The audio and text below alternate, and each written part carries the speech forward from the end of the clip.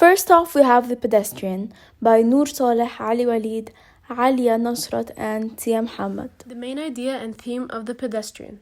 The main idea is that technology has taken over mankind and their thoughts. Technology has blinded the vulnerable eyes of people, and people are controlled by technology and what they see.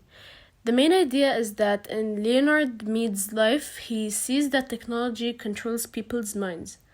And onto the theme. The theme is technology has led people to an unrealistic lifestyle and way of thinking, and that technology dominates people's lives that lead to nothing of their own life, since technology takes over a person and takes over their thoughts in general. And lastly, the conflict is an external conflict, which is man versus society, because he, as a person who likes to walk and do normal things and have a normal routine and not be attached to any kind of technology, he is versus the society, which is every person that's attached to technology and attached to their phones or TVs or any family watching TV daily, because he has a mindset that's technology free. Meanwhile, the society or other people have a mindset that's attached to technology and depends on technology. That's why they have no life of their own, but rather are controlled by the minds of technology in Leonard's work. The setting of The Pedestrian takes place in 2053 AD, where crime is low, and instead of going outside, everyone stays home and watches TV. It takes place also in the dark, foggy streets near 11 South St. James Street at 8:30 p.m. We can refer to the setting of the story in lines 4 to 6. The setting helps to develop the mood of the story by adding a silent mood to the eerie town. It shows the emptiness of the society. The mood changes throughout the story, from peaceful to amusement to confusion. But in general, the atmosphere is very lonely for Leonard Mead, and it seems like he is the only one with a functioning brain.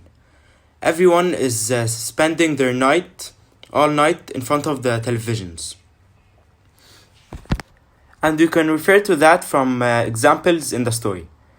The first example is in lines 49 to 53, where the quote shows that the author uses mood to show what the feeling is during the day. It's loud and noisy. And on the other hand, during night, it is dark and lonely, and a bit creepy. The second example is in lines 77 to line 78, where the quote shows that Leonard Mead felt scared and confused during the situation where he was getting questioned by the officer. And the third example is in lines 24 to lines 25, where the author uses mood in this quote to tell what the cold winter night felt like to Leonard. The mood changes throughout the story, from peaceful to amusement to confusion. But in general, the atmosphere is very lonely for Leonard Mead, and it seems like he is the only one with a functioning brain. Everyone is spending their night, all night, in front of the televisions. And you can refer to that from examples in the story. The first example is in lines 49 to 53. The second victim that the viewing screen affects is the individuals. So what the viewing screen would affect basically is their job or their profession. And their jobs would be ranked according to its relation with TV or electronic gadgets. So, like we could see in the story The Pedestrian, when he says, "I guess you'd call me a writer, no profession." So basically, the professions that have no any relations with the TV or the electronic gadgets or technology that we use nowadays are basically a no profession. The second thing is that people are getting distracted more often by TV, and this affects the way they work.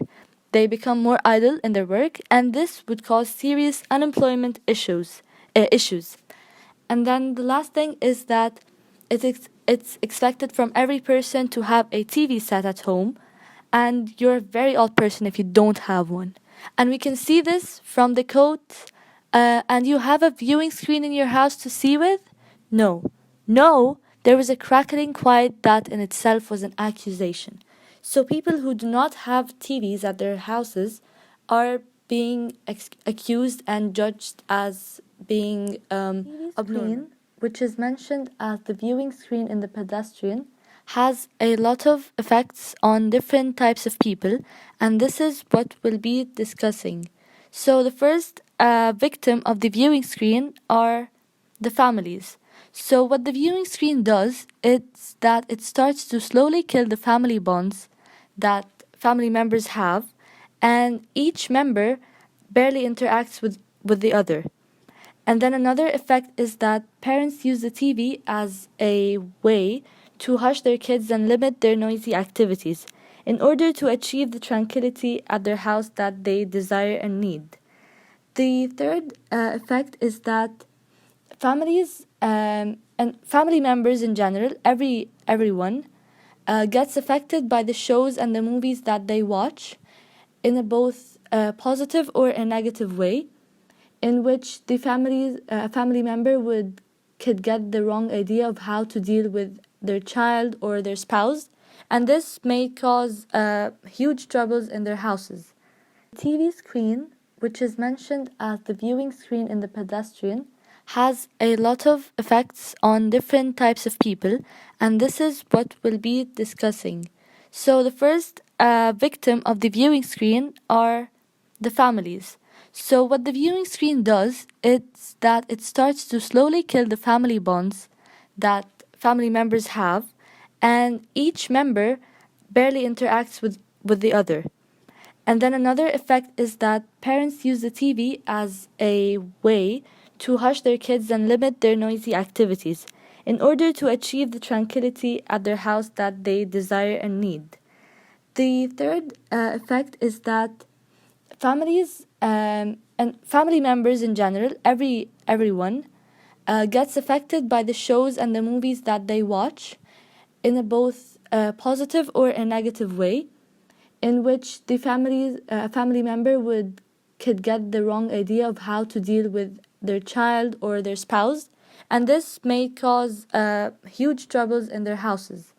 TV screen, which is mentioned as the viewing screen in the pedestrian, has a lot of effects on different types of people, and this is last but not least a victim of the viewing screen is society as a whole. So the first effect is that people will not have the same interest that they used to have before the technology evolved, such as the activities that involved going outdoors, for example, cycling, walking, running, or playing a sport, going out for coffee. They would not be doing this anymore. They just sit in front of their TVs and watch TV shows or movies. And they they would become more introvert that way, and this is a bad habit. It's bad for their health. The second thing is that our children would not have the healthy fun that their parents used to have, which is going outside and playing in the sun, making more friends, playing football. This fun is not going to exist anymore. They're just going to sit on their couches and play video games with unrealistic people. The fourth thing is that people will not be able to appreciate the beauty of nature and the world. The fifth thing is that the family interactions between their members is going to downgrade.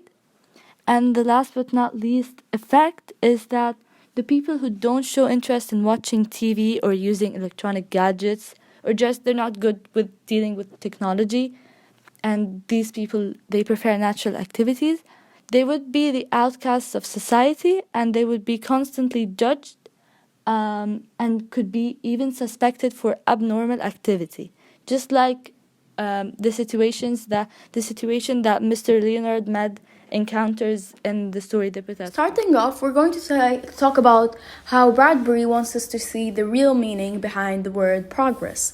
Ray Bradbury again shows his skepticism about technology and the future. He believes that everyone thinks that the future is so bright.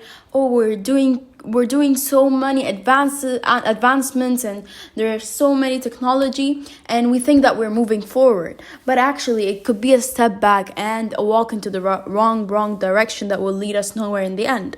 So let's start by how the car is automatically stopped the pedestrian, even though he did nothing against the law. The car is automatically ready to arrest the man, even though he did nothing wrong. Now, the government feels threatened by this man because he's different. It's like the government inserted a chip inside everyone and missed the pedestrian because he's not brainwashed by the screen, or he's not sitting at home and he doesn't even have a wife or children or a family. So the government is really surprised by that, and they feel threatened because he's different and he's unique and he's just not like everyone else. Now, Bradbury wants us to question the real meaning behind progress, because he wants us to see the future in a new lighting. We see the future as this bright place that we really can't wait to go to, but actually the future could be so much duller than we think if we keep on going with the track or the pace that we're going on. Because the future, even though it's full of technology and advancements, that doesn't mean that these technologies and advancements won't be used for the bad side or the more horrendous side. Now, this regular behavior now, because we don't really act surprised when we see a man walking down the street, like today it's normal. But in 2053, it's gonna be considered a regressive tendency, something people think you do just as a child, and you're actually getting arrested for that. So basically, Bradbury wants us to open our eyes and look at the future from another lighting, because not everything is as good as it seems, because even salt looks like sugar. And that was the real meaning behind progress.